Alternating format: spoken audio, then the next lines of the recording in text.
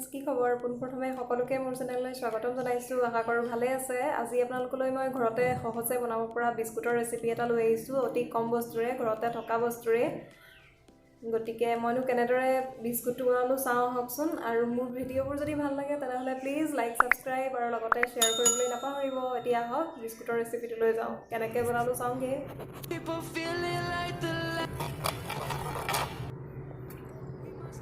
নানখাটাই বিস্কুটৰ কাৰণে মই আধা কাপ ঘিউ লৈছিলোঁ আপোনালোকে ঘিউ সলনি ৰিফাইন নহ'লে বাটাৰো ব্যৱহাৰ কৰিব পাৰে আৰু আধা কাপ চেনি লৈ পেলাই মই প্ৰায় 10 মিনিটমান সময় ফেটি আছিলোঁ আমি ভালদৰে ফেটিব লাগে আৰু এতিয়া মই অকণমান ভেনিলা এসেন্স দি দিছিলোঁ আপোনালোকে ভেনিলা এসেন্সৰ সলনি ইলাইচি পাউডাৰো ব্যৱহাৰ কৰিব পাৰে মোৰ ইলাইচি পাউডাৰ নাছিলে আৰু এতিয়া মই এচিকুটমান নিমখ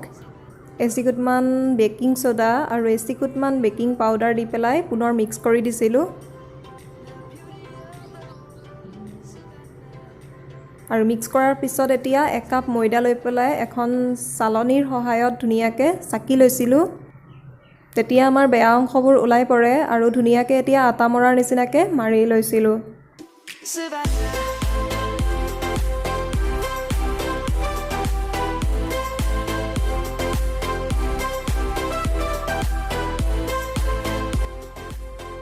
আৰু শেষত অকণমান গাখীৰ দি দিছিলোঁ যদি অকণমান বেছি শুকান যেন হয় তেতিয়া ঘিউ বাটাৰ নহ'লে গাখীৰ অকণমান দি পেলাই ধুনীয়াকৈ পুনৰবাৰ মাৰি ল'ব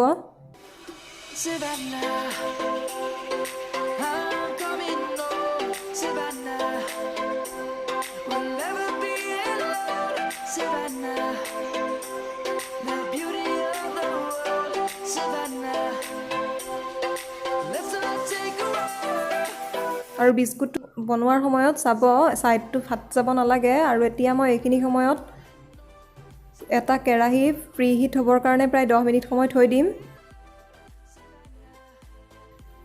আৰু এতিয়া মই ধুনীয়াকৈ বলখিনি বনাই ইয়াতে অকণমান মাজত আঙুলিৰে গাঁত কৰি ইয়াতে অকণমান জাম দি পেলাই ডিজাইন কৰি দিছিলোঁ যাতে দেখিব ধুনীয়া হয় এতিয়া এটা ষ্টিলৰ বাচন লৈ তাতে বাটাৰ পেপাৰ কাটি পেলাই ধুনীয়াকৈ বিস্কুট কেইটা দি দিছিলোঁ আপোনালোকে ইয়াৰ সলনি ষ্টিলৰ প্লেট নহ'লে ষ্টিলৰ কাঁহীও ব্যৱহাৰ কৰিব পাৰে খালি অকণমান ঘিউ নহ'লে ৰিফাইন অইল সানি দিব লাগে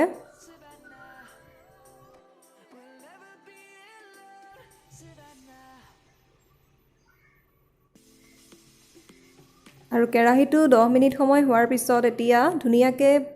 বিস্কুটখিনি দি পেলাই মই প্ৰায় 20 মিনিট সময় থৈ দিম 20 মিনিট সময়ৰ পিছত দেখিব আমাৰ ধুনীয়াকৈ নানখাটাই বিস্কুট ৰেডি হৈ গ'ল আৰু গেছটো অফ কৰি দিব আৰু সম্পূৰ্ণ ঠাণ্ডা হ'বলৈ দিব গৰমে গৰমে নুলিয়াব নহ'লে ভাঙি থাকিব ভিডিঅ'টি চোৱাৰ বাবে অশেষ ধন্যবাদ